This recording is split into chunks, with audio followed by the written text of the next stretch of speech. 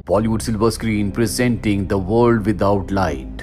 इस कहानी की शुरुआत में हमें बेन नाम के एक आदमी को दिखाया जाता है जो घबराई हुई हालत में अपने घर जाता है जहां उसकी पत्नी और उसके बच्चे हैं, और तभी वो अपने कंप्यूटर से कुछ फाइल्स को डाउनलोड करके उस पेन ड्राइव को एक खास लॉकेट के अंदर डाल देता है और अब उसके घर की लाइट चली जाती है। जिसके बाद दिखाया जाता है कि धीरे धीरे पूरी अर्थ की लाइट जा चुकी है, यानी कि पूरी अर्थ पर अंधेरा हो चुका है। यहाँ तक कि सड़कों पर जो गाड़ियां चल रही होती है वो भी अपने आप ही बंद हो जाती है, साथ ही प्लेन भी क्रैश हो जाते हैं। ऐसा धरती पर पहली बार हुआ है और अब इस घटना को पूरे 15 साल बीत जाते हैं। 15 साल बाद धरती पर दिखाया जाता है कि लोगों के रहने का तरीका पूरी तरह से बदल चुका है। पिछले 15 सालों से एक बार भी धरती पर लाइट नहीं आई, जिस वजह से बहुत सारी चीजें, बहुत सारे काम पूरी तरह से बंद हो चुके हैं। यानी कि अब इंसानों को अपने काम अपने हाथों से ही करने पड़ते हैं। साथ ही अमेरिका अब 6 हिस्सों में बढ़ चुका है। बेन को दिखाया जाता है जो अपनी फैमिली के साथ एक सेफ जगह पर चला गया होता है और कुछ वक्त पहले उसकी पत्नी इस दुनिया से जा चुकी है, इसलिए वो अब एक दूसरी लड़की को डेट कर रहा होता है। साथ ही उसका बेटा और बेटी भी बड़े हो चुके हैं। बेन के बेटे को अस्थमा की प्रॉब्लम होती है, इस वजह से उसे काफी परेशानियों का सामना करना पड़ता है। अब यूएस के 6 टुकड़े हो चुके हैं और जिस टुकड़े में रहते हैं वहां का जो लीडर होता है वो अपनी आर्मी के साथ यहाँ पर आता है। इस लीडर का नाम टॉम है और वो बेन से कहता है कि तुम्हें टैक्स के रूप में अपनी फसलों को देना होगा। बेन जानता है कि फसलों के रूप में जो टैक्स इनसे लिया जा रहा है वो बहुत ज्यादा है। साथ ही उसे आभास हो जाता है कि कुछ न कुछ गलत होने वाला है। इसीलिए कहानी की शुरुआत में जो उसने पेन ड्राइव को लॉकेट के अंदर डाला था वो लॉकेट वो अपने दोस्त को देता है और कहता है कि किसी भी कीमत पर इस लॉकेट को किसी दूसरे इंसान के हाथ मत लगने देना। यहाँ पर जो टॉम होता है जो इस पूरी मिलिट्री का कैप्टन है वो कहता है कि तुम्हें मेरे साथ चलना होगा। बेन उसके साथ जा ही रहा होता है कि तभी उसका बेटा वहां पर क्रॉसबो लेकर आ जाता है और कहता है कि तुम मेरे डैड को नहीं ले जा सकते। हालांकि बेन अपने बेटे को समझाने की कोशिश करता है पर तब तक वो एक आदमी को क्रॉसबो से मार देता है, जिसके बाद आपस में इनकी लड़ाई होना शुरू हो जाती है। इस लड़ाई में टॉम के लोग कई लोगों को मार देते हैं। साथ ही वो बेन के बेटे को बंदी बनाकर अपने साथ ले जाते हैं। अब बेन भी बहुत बुरी तरह से जख्मी हो चुका है और जब उसकी बेटी उसके पास आती है वो देखती है कि उसके पिता आखिरी सांसें ले रहे हैं। बेन अपनी बेटी से कहता है कि तुम्हारे अंकल यानी कि मेरे भाई शिकागो में रहते हैं और वही हमारी आखिरी उम्मीद है, वही तुम्हारे भाई को वापस ला सकते हैं क्योंकि तुम्हारे भाई को मिलिथिया के यानी कि टॉम और उसके लोग अपने साथ बंदी बनाकर ले गए हैं। इसके बाद बेन की मृत्यु हो जाती है और अब बेन की बेटी अकेले शिकागो की तरफ निकलने का फैसला करती है, लेकिन उसके 2 साथी जिनका नाम मैगी और आरोन होता है वो भी उसके साथ आ जाते हैं और अब ये तीनों की तीनों पूरा दिन सफर करने के बाद एक जगह पर रात गुजारते हैं। और अगली सुबह बेन की बेटी जिसका नाम चार्ली है जब वो उठती है तो पानी लेने के लिए जाती है और नदी के किनारे उसे एक लड़का दिखता है जिसका नाम नेट है। अब क्योंकि लोग एक दूसरे से डरते हैं इसीलिए नेट को देखकर डर जाती है, पर नेट उसे कुछ भी नहीं कहता और अब वो अपने दोनों साथियों के साथ यहाँ से भी आगे बढ़ती है। बहुत लंबा सफर करने के बाद इन्हें एक टूटा फूटा प्लेन दिखता है। ये तय करते हैं कि आज रात ये इसी प्लेन के अंदर गुजारेंगे, लेकिन जब ये प्लेन के अंदर जाते हैं तो वहाँ पर 3 लुटेरे होते हैं जो इन्हें पकड़ लेते हैं और इसके बाद एक लुटेरा चार्ली को अपने साथ ले जाता है, जबकि चार्ली के दोनों दोस्त अब भी दूसरे लुटेरों के पास होते हैं पर बड़ी चालाकी से उन दोनों का खात्मा कर देते हैं। वहीं बाहर उस लुटेरे को दिखाया जाता है जिसके पास चार्ली है, लेकिन इससे पहले कि वो चार्ली को नुकसान पहुंचाता वहां पर नेट आकर उस लुटेरे को मार देता है। जिसके बाद नेट बताता है कि वो भी शिकागो जा रहा है और अब ये चारों के चारों अपना आगे का सफर तय करते हैं। वहीं दूसरी तरफ हमें बेन के बेटे डैनी को दिखाया जाता है जिसे टॉम और उसके साथी अपने साथ बंदी बनाकर ले गए थे। जब सब के सब सो रहे होते हैं तो बड़ी चालाकी से डैनी अपनी हथकड़ियां खोलकर वहां से भाग जाता है, पर उसे अस्थमा की प्रॉब्लम है इसीलिए भागने की वजह से उसे अस्थमा अटैक आता है, जिस वजह से वे घर के आगे बेहोश हो जाता है। जब उसे होश आता है तो देखता है कि उसके हाथ बंधे हुए हैं। उसके सामने एक लेडी है जो अपना नाम उसे ग्रेस बताती है। उसके पास गन होती है और वो डैनी से पूछती है कि तुम यहाँ पर क्या कर रहे हो। डैनी बताता है कि कुछ लोगों ने मुझे पकड़ लिया था, मैं अपनी जान बचाकर भाग रहा था लेकिन अस्थमा अटैक की वजह से मैं बेहोश हो गया।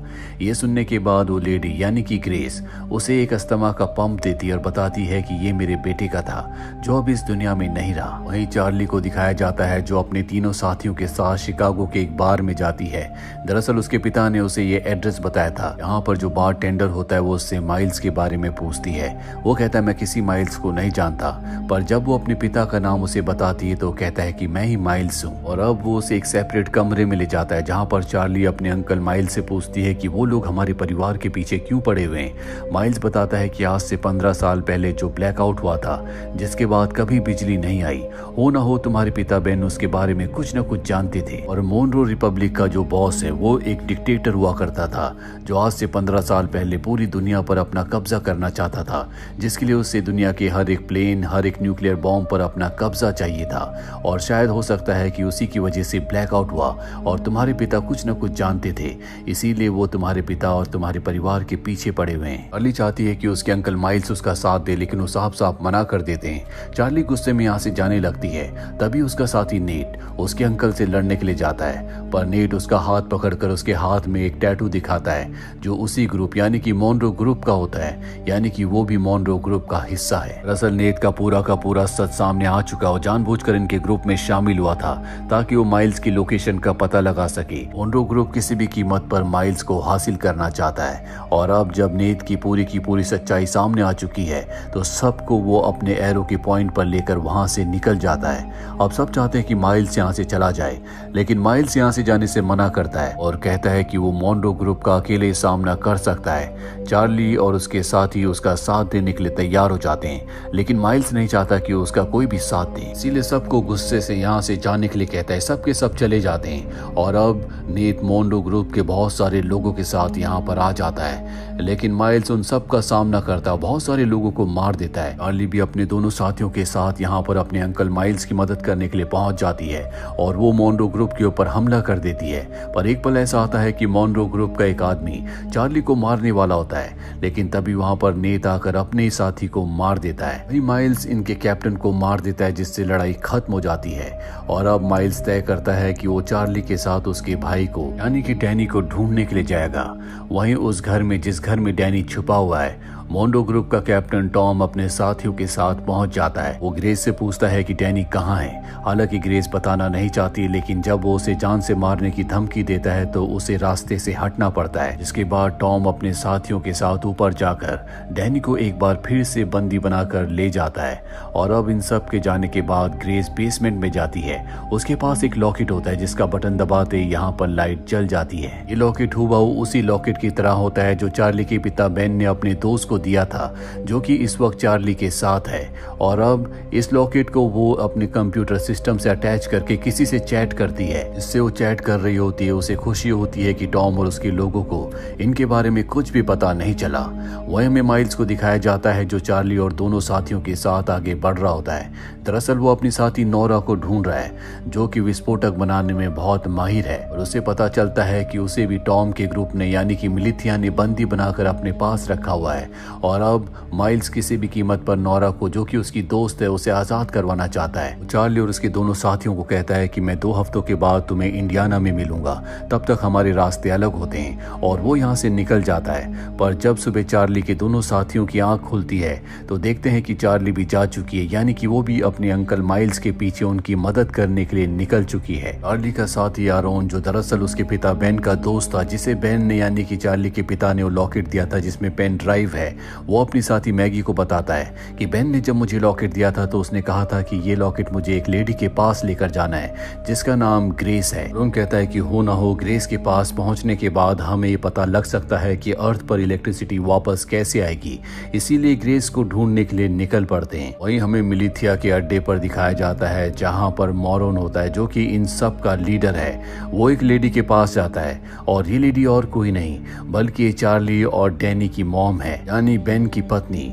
मोनरो से बताता है कि बेन की मृत्यु हो चुकी है, जिससे उसे बहुत दुख होता है। दरअसल बेन को ये लगता था कि उसकी पत्नी की मृत्यु हो चुकी है, लेकिन वो अब भी जिंदा है। वहीं चार्ली को दिखाया जाता है जो अपने अंकल का यानी कि माइल्स का पीछा करते हुए उस तक पहुंच जाती है और कहती है कि मैं भी तुम्हारे साथ आऊंगी। हालांकि माइल्स उसे अपने साथ नहीं ले जाना चाहता, लेकिन वो कहती है कि मेरे भाई को अस्थमा का अटैक आता है, उसे मेरी जरूरत है। माइल्स उसे अपने साथ आगे लेकर जाता है, जहां पर देखते हैं कि बहुत सारे लोग एक हेलीकॉप्टर को खींच रहे होते हैं, जिससे इन्हें पता चल जाता है कि मिलिथिया ग्रुप के लोगों को यानी कि मोनरो जो कि उनका लीडर है उसे अब भी यकीन है कि इलेक्ट्रिसिटी वापस आएगी और उस दिन के लिए वो सारी इलेक्ट्रॉनिक्स की चीजों को, हथियारों को इकट्ठा कर रहा है। माइल्स यहाँ पर देखता है कि नोरा भी इन्हीं में से एक है जिसे वो छुड़ाने के लिए यहाँ पर आया है, लेकिन यहाँ पर बहुत सिक्योरिटी होती है, गार्ड्स के पास बहुत ही खतरनाक हथियार होते हैं। इसीलिए रात को जब सब के सब सो रहे होते हैं तो वो अपनी नीस चार्ली के साथ प्लान बनाता है। चार्ली गार्ड्स को डिस्ट्रैक्ट करती है और माइल्स बड़ी चालाकी से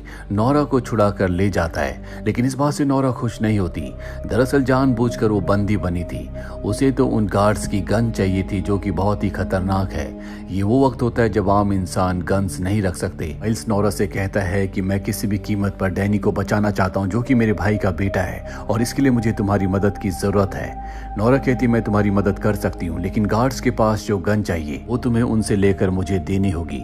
माइल्स उसकी ये शर्त मान जाता है और इसके बाद नोरा बहुत ही छोटे हथियार बनाती है जिससे गोली चल सकती है, गार्ड्स को मारा जा सकता है। लेकिन इसमें प्रॉब्लम ये होती है कि दूर से इससे निशाना नहीं लगाया जा सकता, यानी कि इसकी रेंज नहीं है, पास जाकर ही गार्ड को मारना होगा। इसीलिए उस छोटी गन को ये चार्ली के हाथ में बांध देते हैं और चार्ली गार्ड्स के पास जाती है और कहती है कि मैं जंगल में खो गई हूँ, और मौका देखकर वो एक गार्ड को मार देती है। और इससे पहले कि दूसरे गार्ड्स उस पर हमला करते, यहाँ पर नोरा और माइल्स गार्ड के ऊपर हमला करके सभी का खात्मा कर देते हैं। यहाँ पर जितने भी लोग होते हैं सबको ये आजाद करवा देते हैं और अब इनके पास वो हथियार भी है जो नोरा को चाहिए। वहीं ग्रेस को दिखाया जाता है जब वो अपने घर में बेसमेंट में कंप्यूटर पर कुछ काम कर रही होती है, तभी वहां पर एक आदमी आता है और उस आदमी के पास भी वैसे ही लॉकेट होता है जैसा कि नोरा के पास है। वहीं माइल्स और चार्ली को दिखाया जाता है जिन्हें नोरा अपने साथ एक जगह ले जाती है जहां पर एक पास्टर होता है। पास्टर नोरा को देखकर बहुत खुश होता है क्योंकि वो गन लेकर आई है और अब पास्टर नोरा को बताता है कि उनका एक आदमी गायब है। ये सुनकर माइल्स कहता है कि हमें जल्द से जल्द इस जगह को खाली कर देना चाहिए क्योंकि मोनरो के आदमी कभी भी यहाँ पर आ सकते हैं। सब उसकी बात मान जाते हैं, पर इससे पहले कि सब के सब यहाँ से निकलते, मोनरो का कैप्टन एडम अपनी पूरी टीम के साथ यहाँ पर पहुंच जाता है जो बाहर से इन्हें घेर लेते हैं। माइल्स अपने स्नाइपर को ऊपर भेजता है क्योंकि मोनरो के कैप्टन एडम के कई लोगों को निशाना बनाता है, वो उन्हें बाहर ही रोकता है। वहीं अंदर दिखाया जाता है कि ये सब के सब दीवार से सुरंग बनाकर यहाँ से निकलना चाहते हैं। ऊपर की दीवार ढह जाती है जिससे इनका प्लान फेल हो जाता है, साथ ही ऊपर जो इनका स्नाइपर होता है उसकी भी मृत्यु हो जाती है। कैप्टन एडम अपने आदमियों के साथ अंदर आ जाता है, लेकिन माइल्स बहुत अच्छा फाइटर है इसलिए बहुत सारे लोगों को मार देता है और साथ ही कैप्टन एडम को तलवार की नोक पर बंदी बनाकर दूसरे कमरे में ले जाता है। यहाँ पर कैप्टन एडम माइल्स को पहले से जानता है क्योंकि आज से 15 साल पहले जब पहली बार ब्लैकआउट हुआ था तो माइल्स अपने भाई को ढूंढने के लिए शिकागो आया था। उस वक्त माइल्स के साथ उसका सबसे अच्छा दोस्त भी था और वो और कोई नहीं बल्कि मोनरो है जो कि मिलिथिया ग्रुप का लीडर है। और जब ये दोनों के दोनों बेन को ढूंढ रहे थे तभी इन्होंने देखा था कि दो लोग एक आदमी को मार रहे हैं। इसके बाद माइल्स ने उस आदमी को बचाया था और वो आदमी और कोई नहीं बल्कि कैप्टन एडम था। इसीलिए कैप्टन एडम के दिल में माइल्स के लिए इज्जत होती है। चार्ली यहाँ पर कैप्टन एडम से पूछती है कि तुम माइल्स को पहले से कैसे जानते हो। बताता है कि मोनरो का सबसे खास आदमी कभी माइल्स ही हुआ करता था, उसी ने उसके सभी लोगों को ट्रेनिंग दी है और अब किसी भी कीमत पर मोनरो से वापस हासिल करना चाहता है। माइल्स कैप्टन एडम के साथ एक डील करता है, वो कहता है कि तुम यहाँ पर जितने भी मेरे लोग हैं उन सबको छोड़ दोगे, इसके बदले मैं तुम्हारे साथ मोनरो के पास चलने के लिए तैयार हूँ। कैप्टन एडम उसकी ये डील मान जाता है और अब कैप्टन एडम अपने सभी साथियों के साथ माइल्स को यहाँ से मोनरो के पास ले जा रहा होता है। पर जब ये रास्ते में होते हैं तभी चार्ली और नोरा इनके ऊपर हमला करके माइल्स को छुड़ा लेते हैं, साथ ही वो ब्रिज को भी ब्लास्ट कर देते हैं। वहीं दूसरी तरफ हमें मैगी और आरोन को दिखाया जाता है जो अब ग्रेस के घर पहुंच चुके हैं, पर ग्रेस इस घर को छोड़कर जा चुकी है।